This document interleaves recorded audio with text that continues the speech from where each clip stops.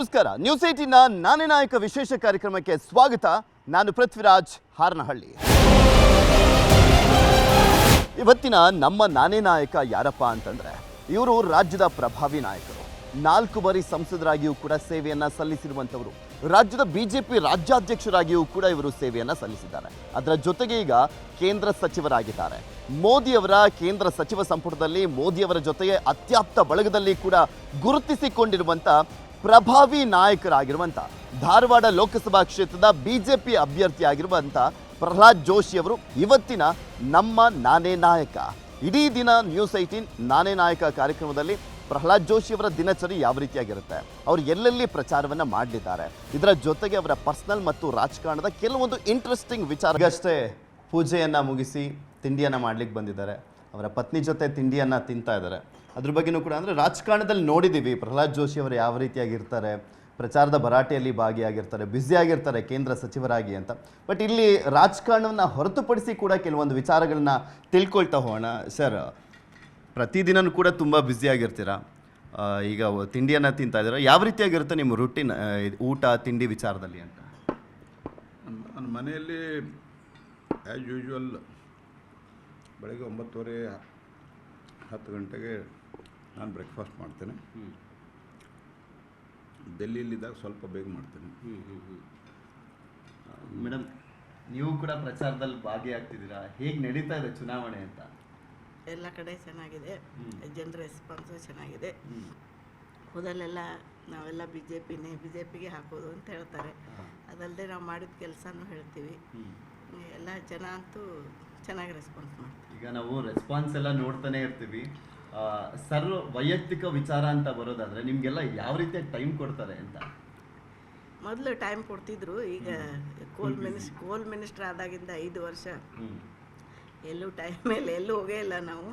ಯಾಕಂದರೆ ಆ ಕೆಲಸನೇ ದೊಡ್ಡ ಡಿಪಾರ್ಟ್ಮೆಂಟ್ ಅಲ್ಲ, ಕೆಲಸನೇ ಹೆಂಗಿರ್ತದೆ. 1-2 ಕಡೆ ಹಳ್ಳಿಲೂ ಕೇಳಿದರು, ನೋಡೇ ಇಲ್ಲ ನಾವು ಅಂತ. ಅದಕ್ಕೆ ನಾನು ಹೇಳಿದ್ದೆ, ಅದೇ ದೊಡ್ಡ ಡಿಪಾರ್ಟ್ಮೆಂಟು ಕೆಲಸ. ವಾರದಲ್ಲಿ 5 ದಿನ ಡೆಲ್ಲಿಲೇ ಇರ್ತಾರೆ, 2 ದಿನ ಅವ್ರು ಹುಬ್ಳಿಗೆ ಬರೋದು. ಅದಕ್ಕೆ ಟೈಮೇ ಸಿಗಲ್ಲ ಅಂತೇಳಿ ಹೋಮ್ ಮಿನಿಸ್ಟ್ರು ಮನೇಲಿ ಹೋಮ್ ಮಿನಿಸ್ಟ್ರು ಮಾತು ಹೆಂಗೆ ಕೇಳ್ತಾರೆ ಅಂತ ಅವ್ರೇನು ನನ್ನ ಮಾತು ಕೇಳಲ್ಲ.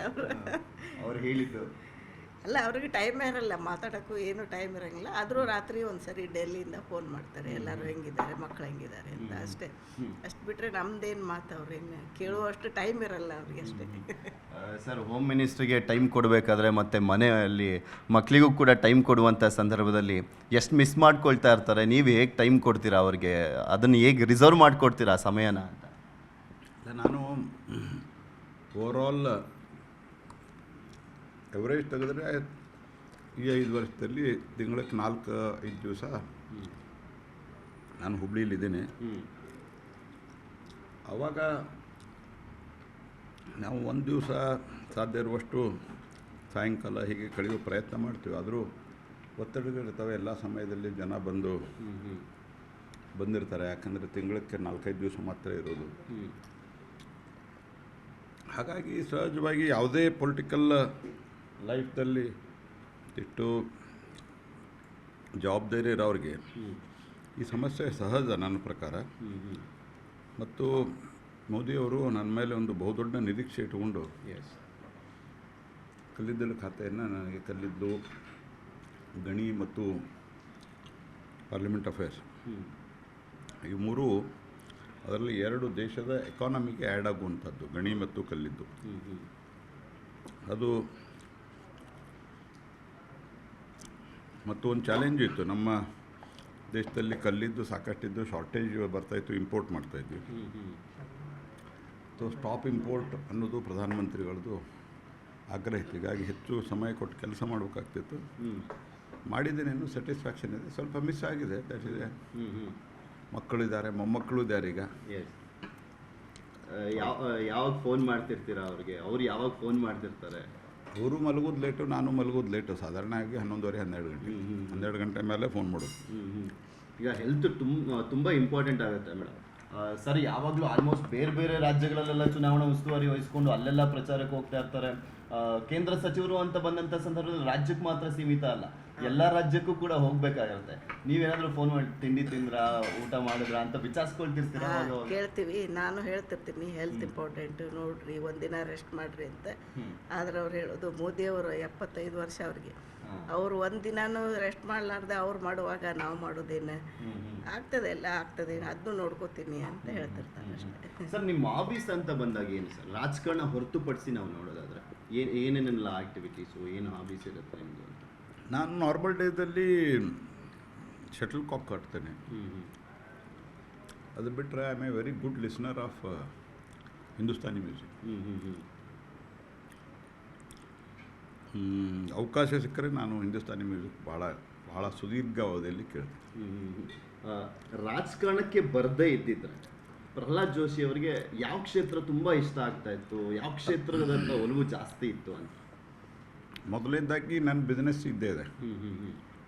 ನಾನು ಮೊದಲಿನಿಂದನೂ ಫುಲ್ ಟೈಮ್ ಪೊಲಿಟಿಷಿಯನ್ ಇರಲಿಲ್ಲ. ಈಗ ಜನಪ್ರತಿನಿಧಿ ಆದ ನಂತರ ಮತ್ತು ಮಂತ್ರಿ ಆದ ನಂತರ 20-25 ವರ್ಷದಿಂದ, ನಾನು 20 ವರ್ಷದಿಂದ I am full time. Otherwise ನನ್ನ ಬಿಸ್ನೆಸ್ ಇದೆ. I am very happy to do that.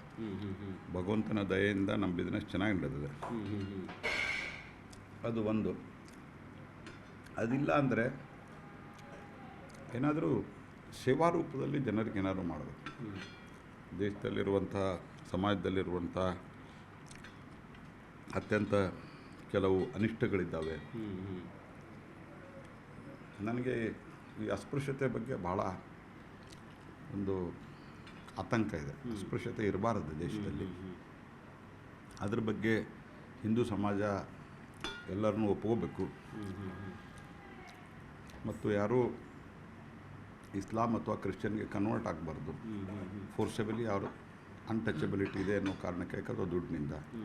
ಇವೆಲ್ಲ ನನ್ನ ಮನಸ್ಸಿನಲ್ಲಿ ಇದೆ, ನನ್ನ ಕನ್ವಿಕ್ಷನ್ ಇದೆ. ಇಟ್ ಇಸ್ ನಾಟ್ ದ್ಯಾಟ್ ನಾನು BJPಯಲ್ಲಿದ್ದೀನಿ ಅಂತ ಮಾತಾಡ್ತಾ ಇಲ್ಲ. ನಾನು BJPಗೆ ಬರೋಕ್ಕಿಂತ ಮೊದಲು ನನ್ನ ಮನಸ್ಸಿನಲ್ಲಿ ಇದರಲ್ಲಿ ಭಾಳ ಖಚಿತವಾಗಿ ಇದೆ. ಹಾಗಾಗಿ ಬಹುಶಃ as A apart from listening Hindustani music for my personal satisfaction ನಾನು ಈ ಕೆಲಸ ಮಾಡ್ತಾಯಿದ್ದೆ. ಮೇಡಮ್, ಈಗ ಎಲ್ರಿಗೂ ಮನೇಲಿದ್ದಂಥ ಸಂದರ್ಭದಲ್ಲಿ ಫಿಲಮ್ಗೆ ಹೋಗೋದು ಅಥವಾ ಎಲ್ಲಾದರೂ ಹೊರಗಡೆ ಟ್ರಿಪ್ ಹೋಗುವಂಥದ್ದು, ಏನಾದರೂ ಫ್ರೀ ಟೈಮಲ್ಲಿ ಹೋಗಬೇಕು ಅನ್ನೋದು ಆಸೆ ಅಂತೂ ಇದ್ದೇ ಇರುತ್ತೆ. ಸರ್, ನಿಮ್ಮ ಜೊತೆ ಯಾವಾಗ ಕೊನೆಯದಾಗಿ ಮೂವಿ ನೋಡಿದ್ದು, ಯಾವ ಹೀರೋಯಿನ್ ಇಷ್ಟ ಅವ್ರಿಗೆ ಅಂತ? ಬಹುಶಃ ನಾವು ನೋಡಿದ್ದೆ ಯಾವುದು, ಉರಿಯನ್ನ, ಲಾಸ್ಟ್ ಉರಿಯನ್ನ ಟರ್ಮಲ್ಲಿ, ಈ ಟರ್ಮಲ್ಲ. ಈ 5 ವರ್ಷದೊಳಗೆ ನಾವೆಲ್ಲೂ ಹೋಗಿದ್ದು ಕಡಿಮೆನೆ, ಯಾಕಂದರೆ ಟೈಮೇ ಇರಲ್ಲ ಅವ್ರಿಗೆ. ಯಾಕಂದ್ರೆ ಬರೋದೇ 2 ದಿನ ಬರ್ತಾರೆ, ಇಲ್ಲೆಲ್ಲ ಜನರು ಭೇಟಿ ಆಗೋದು, ಹಳ್ಳಿಗೆ ಹೋಗೋದು 2 ದಿನ ಇರ್ತದೆ. ಯಾವುದೋ ಲಾಸ್ಟ್ ಉರಿಯಲ್ಲ, ಕೇರಳ ಸ್ಟೋರಿ ಅನಿಸ್ತು. ಕೇರಳ ಸ್ಟೋರಿ ಮೊನ್ನೆ ಅಂದರೆ 1 ವರ್ಷದಿಂದ. ಅಂದರೆ ತುಂಬ ನೋಡಬೇಕು ಅನ್ನುವಂಥ ಮೂವೀಸ್ ಮಾತ್ರ ಮಿಸ್ ಮಾಡ್ಕೊಳ್ಳಲ್ಲ ಅಂತ ಕಾಣಿಸುತ್ತೆ. ಅಷ್ಟೇ ನೋಡ್ತೀವಿ, ಹೋಗ್ತೀವಿ. ಮೊದಲೇ MP ಇದ್ದಾಗ ಹೋಗ್ತಿದ್ವಿ, ಟೂರು ಹೋಗ್ತಿದ್ವಿ. ಅಂದರೆ ಅವಾಗ ಅಷ್ಟು ಜವಾಬ್ದಾರಿ ಇರಲಿಲ್ಲಲ್ಲ. ಈಗ ಪಾರ್ಲಿಮೆಂಟ್ ಸ್ವಲ್ಪ ಟೈಮ್ ಸಿಗೋದು, ಅವಾಗ ಟೈಮ್ ಸಿಗ್ತಿತ್ತು. ಅವಾಗ ಟೂರು ಹೋಗ್ತಿದ್ವಿ, ಫಿಲ್ಮು ಎಲ್ಲ ಹೋಗ್ತಿದ್ವಿ, ಹೋಟೆಲ್. ಈಗ ಪಾರ್ಲಿಮೆಂಟ್ ಇರೋದೇ ಅಫೇರ್ಸ್ ಅಂದರೆ ಅದು ಪಾರ್ಲಿಮೆಂಟ್ ನಡೆಯೋವರೆಗೂ ಬರೋಕ್ಕಾಗಲ್ಲ. ಆಮೇಲೆ ಬೇರೆ ಜವಾಬ್ದಾರಿ. ಈಗ 5 ವರ್ಷ ಒಳಗೆ ನಾವು ಎಲ್ಲೂ ಟೂರ್ ಹೋಗಿಲ್ಲ, ಎಲ್ಲೂ ಸಿನಿಮಾನ ಹೋಗಿಲ್ಲ, ಎಲ್ಲೂ ಹೋಗಿಲ್ಲ. ಆದರೂ ನಾವು ನನಗೆ ಈಗಲ್ಲ, ನನಗೆ ಅಭ್ಯಾಸ ಆಗಿ 20 ವರ್ಷ ಆಯಿತು. ನಾನು ಮಕ್ಕಳು ಎಲ್ಲ ಕಡೆ ಹೋಗಿ ಬರ್ತೀವಿ. ಯಜಮಾನರು ದೇಶ ಸೇವೆ ಮಾಡೋದು ನೋಡ್ತಾ ಇದ್ದಾನೆ, ಖುಷಿ. ಜನರ ರೆಸ್ಪಾನ್ಸ್ ನೋಡಿದ್ರೆ ಖುಷಿ ಆಗ್ತದೆ. ಜನರು ಬಂದು ಇಲ್ಲ ಅಲ್ಲಿ ಕೆಲಸ ಮಾಡ್ಯಾರ, ಇಲ್ಲಿ ಕೆಲಸ ಮಾಡ್ಯಾರ, ಅದು ನಮಗೆ ಭಾಳ ಉಪಯೋಗ ಆಯಿತು ಅಂತ ಹೇಳ್ತಾರಲ್ಲ, ಅದನ್ನು ನೋಡಿ ನಾವು ಖುಷಿ ಪಡ್ತೀವಿ. ಸರ್, ಫ್ರೆಂಡ್ಸ್ ಜೊತೆ ಬೆರೆಯೋದು ಆ ಥರ ಅಂದರೆ ನಿಮ್ಮ ರಾಜಕಾರಣದಲ್ಲಿ ಪಡ್ಕೊಂಡಂಥ ಒಬ್ಬರು ಬೆಸ್ಟ್ ಫ್ರೆಂಡ್ ಅಂದರೆ ಯಾರು ನಿಮಗೆ? ಏನಾದರೂ ಅಂದರೆ ಫ್ರೆಂಡ್ಸ್ ಅಂದರೆ ನಾವು ಹೇಗೆ ನೋಡ್ತೀವಿ ಅಂದರೆ ಅವ್ರ ಜೊತೆ ಎಲ್ಲವನ್ನು ಶೇರ್ ಮಾಡ್ಕೊಳ್ಳೋ ರೀತಿಯಲ್ಲೂ ಕೂಡ ನೋಡ್ತೀವಿ. ಇದೊಂದು ಕುತೂಹಲ, ಯಾಕೆಂದರೆ ಎಲ್ಲರ ಜೊತೆನೂ ಚೆನ್ನಾಗಿರ್ತೀರ. ಬಟ್ ಬೆಸ್ಟ್ ಫ್ರೆಂಡ್ಸ್ ಅಂತ ಬಂದಾಗ ಯಾರಿದ್ದಾರೆ ಸರ್? ಹಂಗಿದ್ದಾರೆ. ಹಾಗೆ ನಾನು ಅನಂತಕುಮಾರ್, ಹೌದು, ಅನಂತಕುಮಾರ್ ಬ್ರದರ್ ಬಾಲ್ಯಕಾಲದಿಂದನೂ ಒಟ್ಟಾಗಿ ಬಂದಿದ್ದೇವೆ, ಸ್ನೇಹಿತರಾಗಿದ್ದೇವೆ, ಕಷ್ಟ ಸುಖದಲ್ಲಿ ಒಟ್ಟಿಗೆ ಇದ್ದೇವೆ. ಎಷ್ಟು ಮಿಸ್ ಮಾಡ್ಕೊಳ್ತೀರಾ ಸರ್ ಅವ್ರನ್ನ ಈ ಸಂದರ್ಭದಲ್ಲಿ? ಅಲ್ಲ, ಒಟ್ಟಾರೆ ನಾನು ಸತ್ಯ ಹೇಳ್ಬೇಕಂದ್ರೆ ಹುಬ್ಬಳ್ಳಿ ಧಾರವಾಡ ನಾನು ಇರೋದಕ್ಕೆ, ಇಲ್ಲೇ ಓಡಾಡೋದಕ್ಕೆ,